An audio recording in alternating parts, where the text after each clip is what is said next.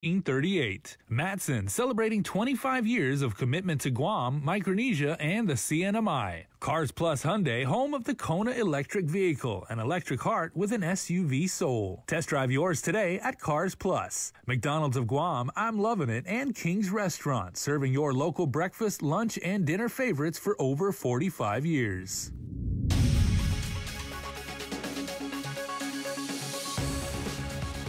Coming up on Prime Time, it's called the Local Employers Assistance Program, and its goal is to assist small businesses that are struggling during the pandemic. Plus, how is the multi-system inflammatory syndrome diagnosed in children? We take a closer look at what causes it and how it can be prevented. And also, a Department of Corrections officer who died from COVID is honored in a ceremony held in the nation's capital. Half a day and good evening, everyone. I'm Tyler Matanani. It's a new program to inject $50 million into the local economy to help struggling small businesses survive the pandemic. Governor Lou Leon Guerrero signed an executive order today to tap into American Rescue Plan money to help fund the Local Employers Assistance Program. So the purpose of this program is to help these businesses contain and sustain their employees, and to also help them in operational expenses. The program, called LEAP, is similar to the federal government's Paycheck Protection Program. It offers direct aid to businesses in the form of long-term, low-interest loans, but with a forgiveness component that could convert them to grants. The program will be administered by GITA, which is planning a series of stakeholder meetings over the next few weeks. The key is in the funding. You have in this program federal monies and local monies to help out our businesses. $25 million will come from American Rescue Plan money. The other $25 million is to come from the general fund. But the legislature still has to pass an appropriation measure. Senator Amanda Shelton is a main sponsor. She says the money will come from the estimated $50 million in excess revenues collected over projections. So we know that this is a pretty secure funding source for us to use for this program.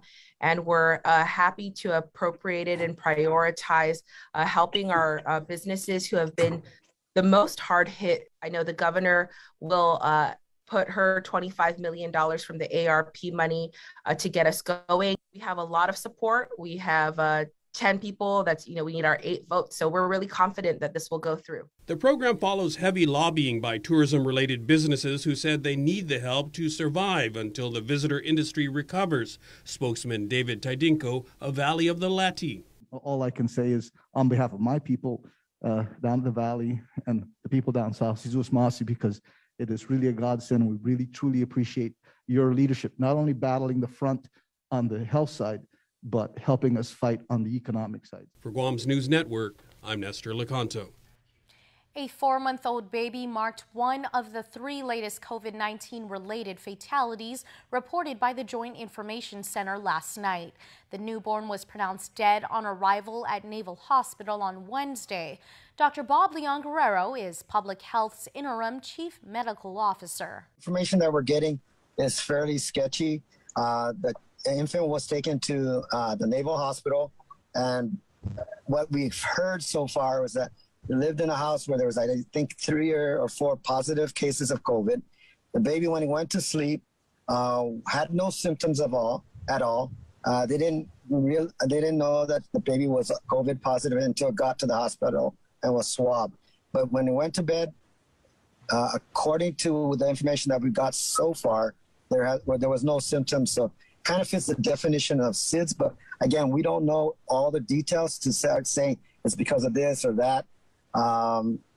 Until we get more information, it's all just speculatory.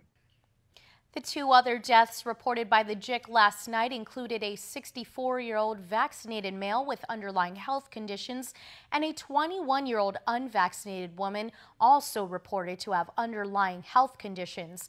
A total of 222 people have died of COVID-19 to date. As of this morning, there are now 2 children hospitalized for multi-inflammatory syndrome in children associated with COVID-19. With a closer look at these 2 cases, the treatment, and what this means is Sabrina Salas Matanani. Definition of MIS is that They have fever for at least greater than 24 hours, and more than 2 organ systems are involved.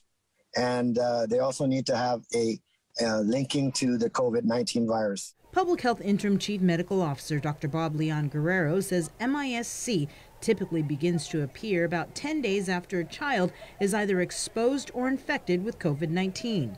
As of Friday morning, there were 2 children still admitted to GMH for the rare disease. The first patient, a 10-year-old boy who was hospitalized on October 4th. The second, an 11-year-old boy, admitted on the 13th. First one is improving and might probably go home soon. I'm not too sure, but he's a lot better than when he came in. He was requiring medications to keep his blood pressure up. He was requiring medications to help prevent clotting. He was requiring oxygen to maintain his oxygenation. Since then, he's off oxygen. He's no longer on medication to maintain his blood pressure. So he's improved a whole lot. The second one was not as bad when he came in. And you notice I said with this disease process, the majority are males. It's a 60-40 male-female, and about 40% are between the age range of 5 and 11. One of them patients, the family were vaccinated, but I think they were exposed by another relative who was also positive. I don't know if that relative was vaccinated, but most of the cases, the 2 cases, I think the immediate family members were vaccinated. The 2 boys were given a treatment of immunoglobulin, or IVIG, provided to GMH from GRMC in Naval Hospital. The problem now is there are 0 IVIG treatments on Guam due to a national shortage. During a media briefing this morning, Public Health confirmed a shipment is expected to arrive on Saturday. But what happens if there's a problem with that shipment? Dr. Leon Guerrero says that was an issue brought up during a meeting Friday morning.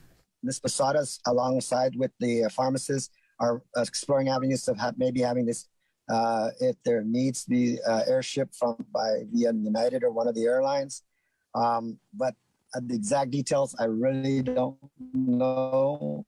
But I was assured that they're getting together to try to ensure that proper treatment can be instituted and maintained. Ultimately, the only way to prevent MIS-C in children is to protect them from the virus. We still need to get our friends, our relatives who are not vaccinated, talk to them, plead with them, whatever you can to try to get vaccinated, try to wear their masks, try to continue social distancing.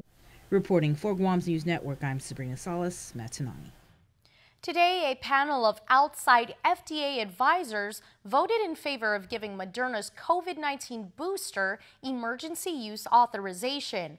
Those shots could start going into Americans' arms as soon as next week, pending guidance from the CDC. Meanwhile, President Biden continues his push to get more Americans vaccinated ahead of the holidays and winter flu season. Skylar Henry reports. We do have a unanimous 19 out of 19 yes votes. An FDA advisory panel has voted to authorize Moderna booster shots for people vaccinated at least 6 months ago, who are high risk or over 65 years old. I think it's critical that we prevent infection as much as we can. A CDC committee will meet next week to set guidelines for the rollout. Moderna booster shots are already being administered to some immunocompromised Americans. The FDA panel will also vote Friday on whether to authorize a second Johnson & Johnson dose for some high-risk Americans. And they'll hear a presentation of mixing booster shots from different manufacturers. The FDA and CDC have already authorized Pfizer's third shot for older and higher risk Americans. The Biden administration says so far, 1 in 3 eligible seniors have received that booster shot. At the White House, President Biden touted progress on getting more Americans vaccinated. But he says the number of unvaccinated Americans, 66 million, is still too high. Please get vaccinated. That's how we put this pandemic behind us. The president credits employer mandates for driving the latest surge in COVID-19 shots. The Labor Department is expected to issue an emergency rule soon for businesses with 100 or more workers to implement vaccine requirements or regular testing. Skylar Henry reporting for KUAM News. Later this month, an FDA committee will meet to decide whether to authorize Pfizer's COVID-19 vaccine for children's ages 5 to 11. President Biden says enough vaccine doses have already been purchased for that age group.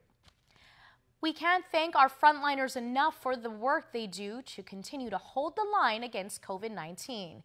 In our next story, Daniel Perez takes us to GMH to introduce us to 2 Department of Defense nurses deployed to the territory to help with our fight. Department of Defense nurses Lieutenant Colonel Hope Hashimoto and Major Esther Sutherland have helped fight COVID throughout the states and territories and are now aiding the Guam Memorial Hospital in the battle against COVID. Given the resources or the scarcity of resources that the island has, I believe that the staff here have been wonderful to accommodate. They're quick to adjust, and they work with what they have, and their talent prevails, and they're doing excellent care for given what they have on hand. Since arriving almost 2 weeks ago, Hashimoto says the GMH staff has helped them feel welcomed and part of the team. This is what we're trained to do. So we're trained to be medical surgical nurses, ICU nurses, and ER nurses. So we came very well prepared. So it was adequate to just have 1 day of orientation, 1 to 2 days, and to quickly integrate to help them.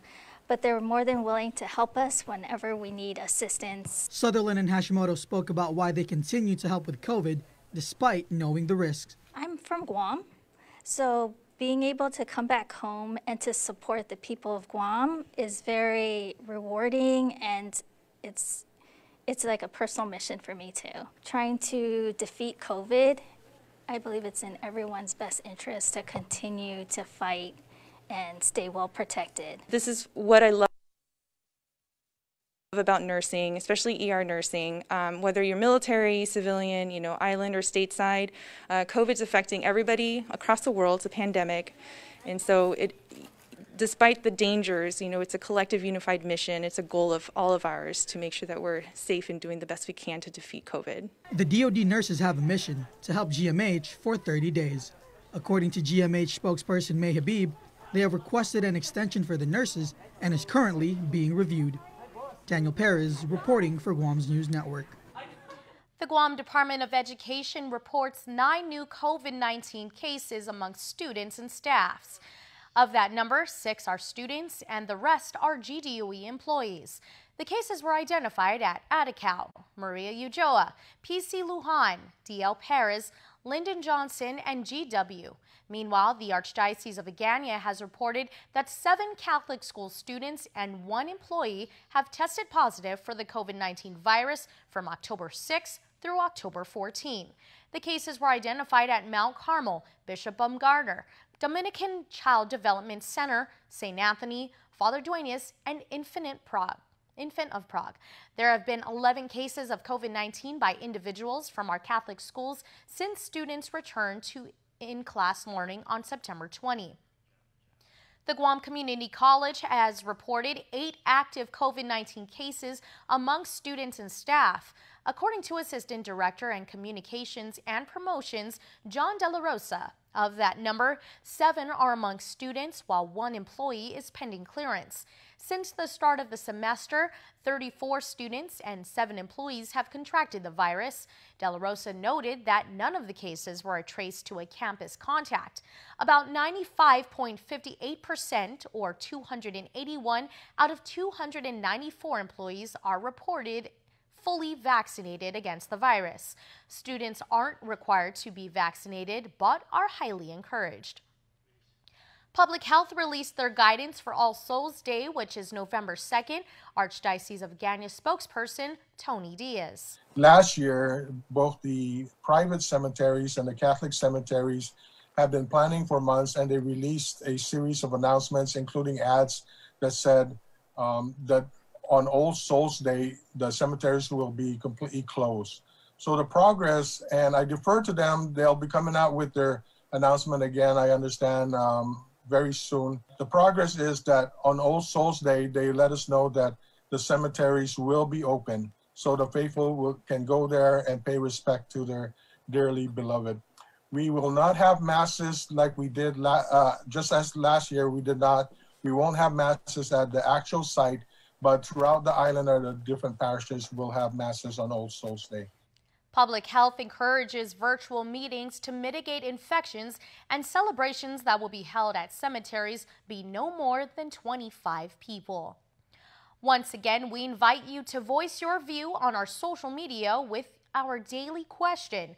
We want to hear from you. What questions do you have to your fellow island neighbors? Let us know across our social media pages, and we'll share responses on the link on Monday. We may ask your question. And before we head into the break, the island mourns the loss of master blacksmith Francisco Lizama, who passed away Thursday morning. Lizama, who had started out with the art about 35 years ago, studied as an apprentice under the late master blacksmith Tun Lohan. Known as Corned Beef, Lizama played a vital role in continuing in the preservation of the island's traditions through mentoring and apprenticeships in the art of tomorrow blacksmithing. It was in 2012 when the Guam Council of the Arts and Humanities Agency bestowed the title of Master Blacksmith to Lizama. Daily rosaries are being held virtually. The Zoom link can be found on our website. Lizama had just turned 80 on Tuesday. Stick around for more news here on Primetime. You're watching KUAM.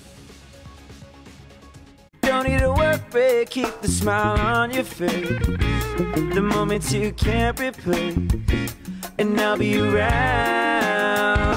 Whoa. You can count on me. You can count on me for life. Wherever life takes you, we're always here for you. Calvo's Insurance. Count on us for life.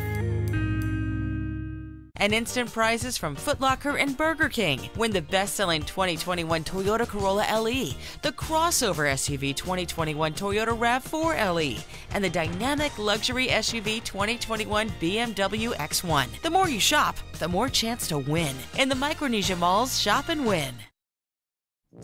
When making the new Kentucky Fried Chicken sandwich, people asked how I felt about burger places selling fried chicken. I'd say that's none of my business. Just like making fried chicken is none of theirs. Get the new Kentucky Fried Chicken sandwich. It's finger-licking good. 100% truck, 100% Jeep. Experience next-level off-roading on your new Jeep Gladiator, the most capable off-road midsize pickup truck crafted for adventure, equipped with best-in-class towing capacity, legendary 4x4 Jeep capability, and backed by Guam's only lifetime powertrain warranty.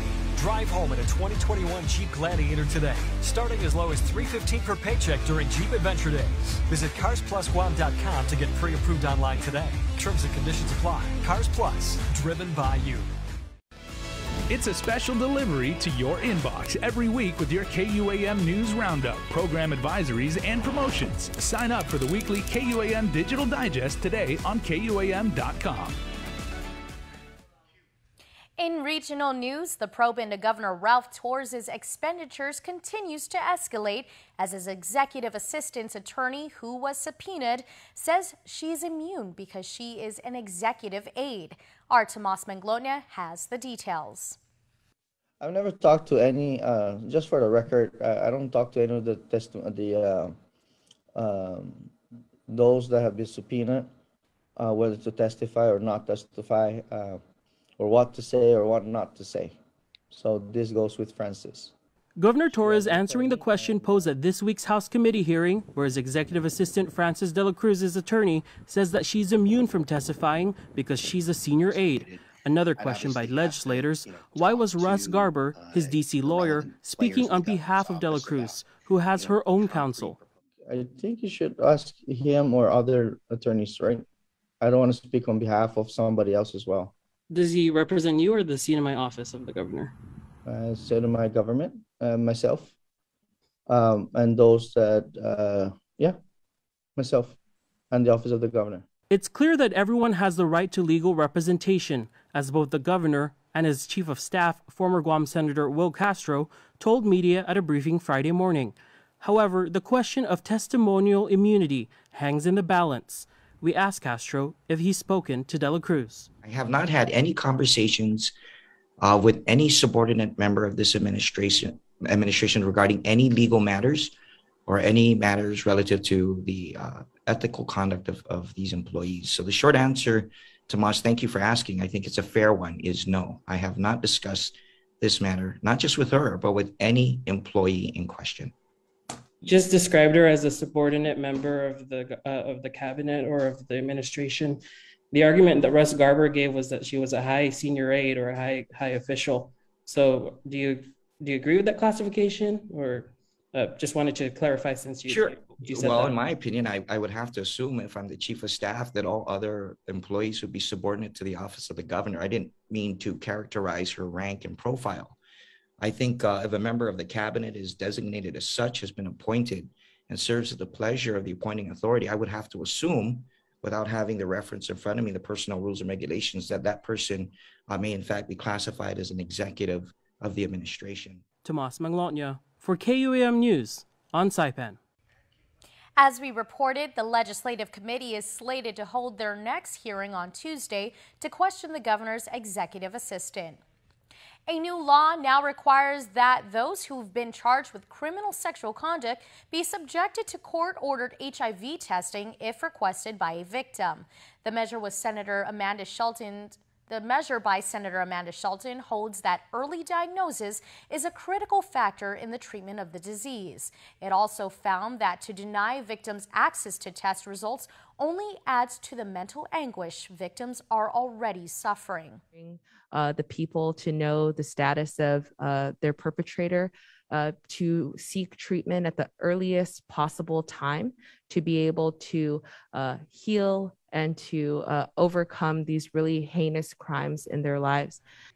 The law signed by the governor today requires HIV testing of the defendant within 48 hours of a sexual assault indictment.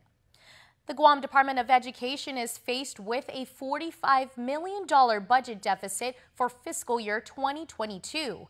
To address the shortfall, the Guam Education Board gave GDOE Superintendent John Fernandez authority through a resolution to find additional funding sources and areas of savings. We recognize already that we're about a $20 to $30 million shortfall on the operational side.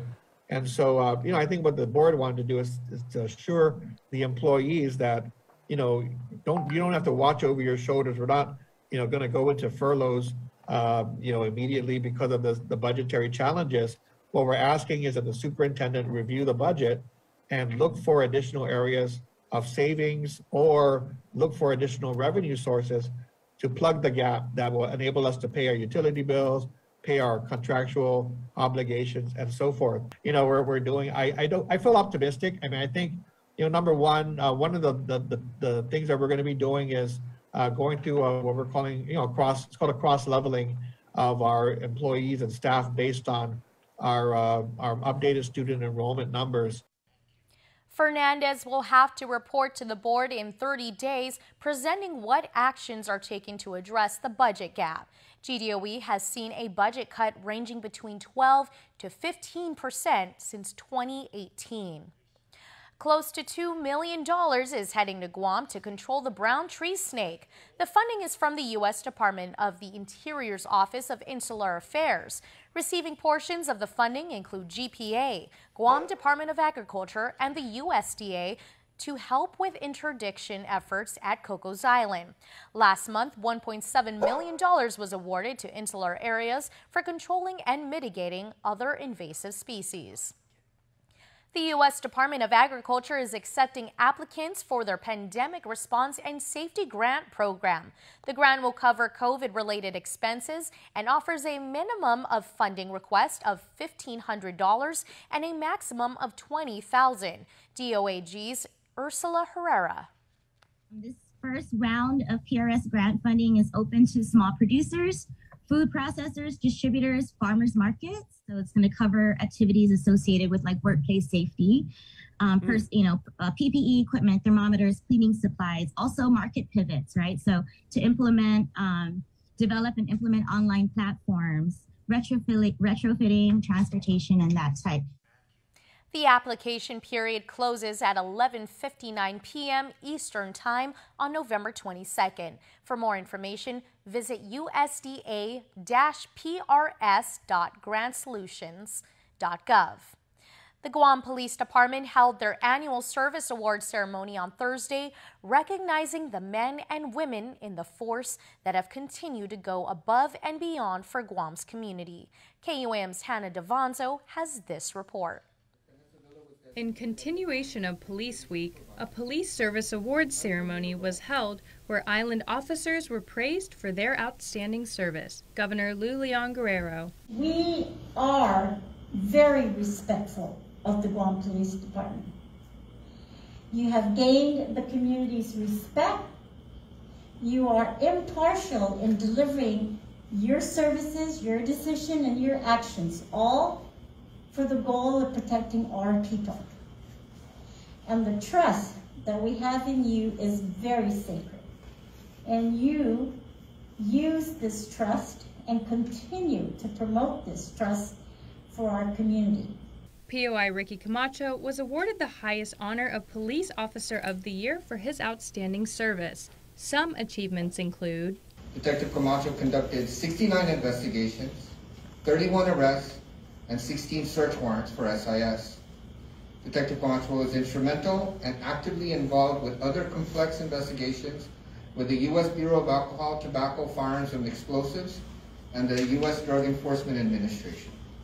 His efforts, teamwork, and investigative skills contributed to the combined seizures of 80 pounds of crystal methamphetamine with a street value of $8,950,912, 18 illegal firearms, and other assets. Among others awarded were Program Coordinator Anna Marie Cruz, Manager of the Year Lieutenant Rodel Sevilla, Civilian Police Reserve of the Year Silvano Uribe, and the 2020 Unit Citation for Excellence Award recipient went to the Special Operation Division.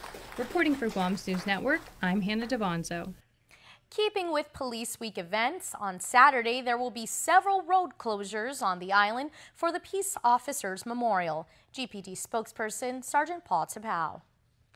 The Guam Police Department requested for permitting for road closure with the Hagåtña Mayor's Office. We were granted the road closure, and it's only for the duration of from the time frame from 12 p.m. on Saturday, October 16th to 6 p.m. Saturday, October 16th. Now, the areas affected are going to be as follows: Aspinall Avenue, Chalan Santo Papa, and I believe it's 1 Ignacio Way. So this is the triangular formation by the memorial or the monument that is everybody's accustomed to for the Peace Officers Memorial. The event will be held at 4:30 p.m. at the memorial site in Hagåtña. Every year, we honor those that sacrificed and served in a memorial service held during Police Week. However, this year, one of our own was nationally recognized. Glenn Martinez was a senior officer for the Guam Department of Corrections. He served 23 years before passing away last November from COVID. This year, he was nationally honored during the 33rd Annual Candlelight Vigil in Washington, D.C. His widow, Lisa Phillips, says it took them by surprise that his DOC family submitted his name. I actually didn't know that DOC had, sent in his name to be a part of the memorial. It's a great honor to have found out that DOC went ahead and did it. In addition, Glenn's name has also been engraved on the walls of the National Law Enforcement Officers Memorial in Washington, D.C. It'll be there forever to show, of course, the love for his job that kept him there throughout the pandemic, and ultimately how he passed. So doing what he loved. His daughter, Alyssa, expressed how they've been overwhelmed by the love and support they've received both from home and abroad. There was so many different kind of things that we received from many different police departments, Department of Corrections around the world, and for them to still honor him up to this day, it brings so much comfort to our hearts. The mother and daughter hope to have friends and family gather for Glenn's first death anniversary because social gathering restrictions didn't allow for it for the funeral. Our grieving is still with those who haven't been able to come, and hug us and be with us, and it's just all through texting and talking over the phone, which helps, but the presence of the person and the people help with the grieving process. Sports is up next with Dave Delgado. Keep it here. You're watching KUAM.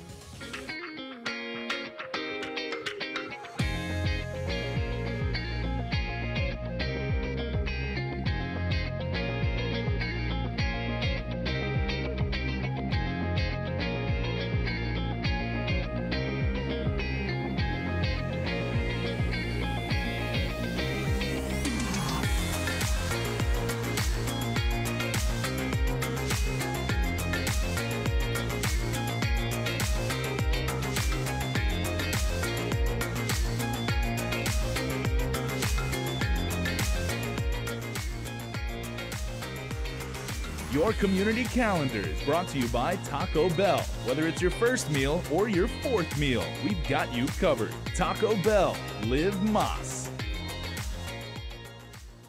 My name is Samantha Titano. So I'm actually the executive director of a nonprofit. So just people who are looking for a different pathway that's going to lead to a secure job, but isn't necessarily thought of as the traditional path. You know, there's a ton of opportunities on this island for the trades, lots of jobs available, and people are always hiring for them. And you can, you know, if you become a skilled and reliable worker, you can definitely move up in the construction industry here.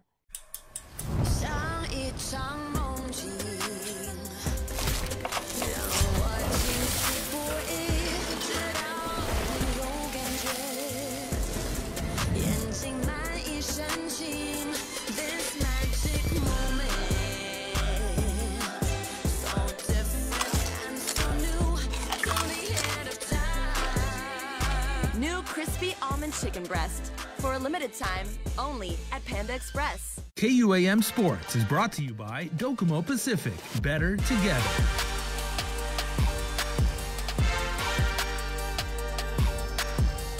Carlson Gracie Jr. is on island visiting the academies in Anigua and Jigo.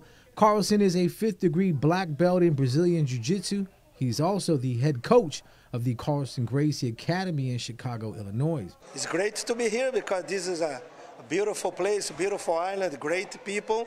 You know, I'm here supporting my organization, Gaby Baker, you know, and the school here of Cliff and Eagle, so it's kind of new.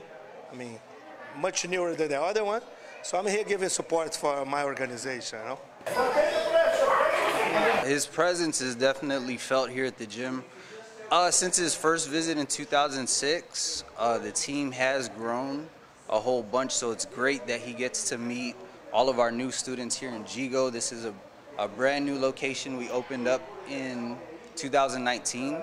So it was great to have him here, bless the academy, and meet all of the new students that we have here. 38 kids and 29 adults are currently enrolled at the Jigo location. Follow Jigo Mafa on Instagram or check out jigomafa.com. You can also email jigomafa@gmail.com or call 788-0440. What I believe is like the spirit of the fight. You know, every human being have that. It's just not developed. That's would be the good thing to do because it was a good development of martial arts and, you know, get stronger.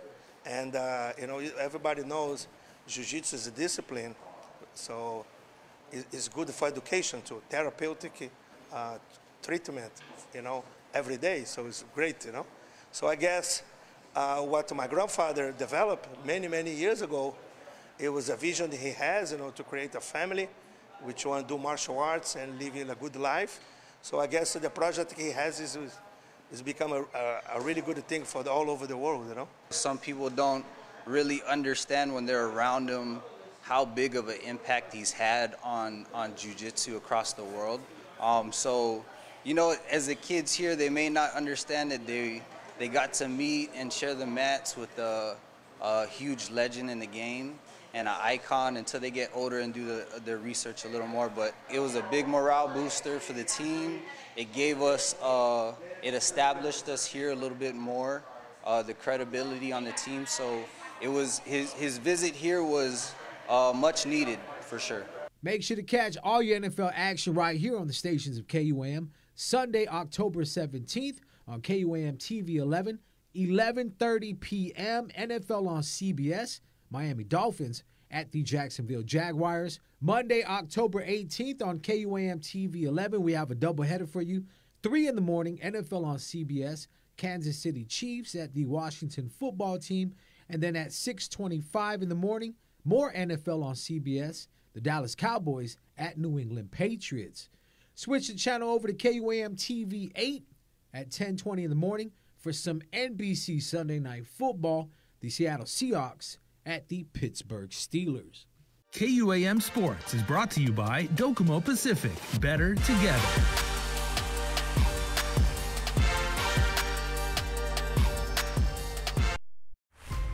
Building on the past, we at Docomo Pacific Business believe in helping businesses move forward and together, changing the way we get things done to make you and your company reach your highest potential.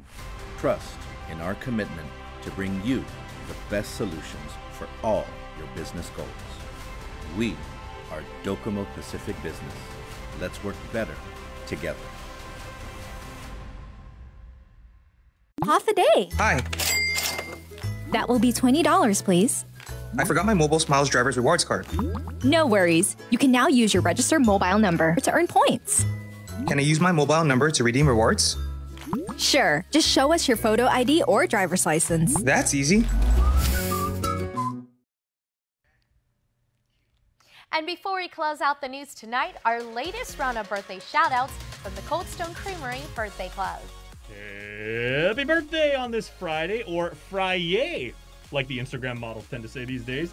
And happy birthday, number 26, to Rudy Daniel Finotnya Uggan. Happy birthday, son. Mom and dad say we love you forever. Samantha Jordan and Michelle Marie Quintanilla, happy 18th birthdays to our beautiful dingas. Love, your very proud family. David Maasi, happy birthday to David, and we are so proud of you and we love you so much, says your family. James Corpus, have a wonderful happy birthday and enjoy your day. May God bless you today and the many more years to come. Take care, be safe, plenty of love, hugs, coming from your kids and family who say simply and effectively, we love you. And Majolin Halseta, happy birthday to you, coming from each and every one of your McFamily.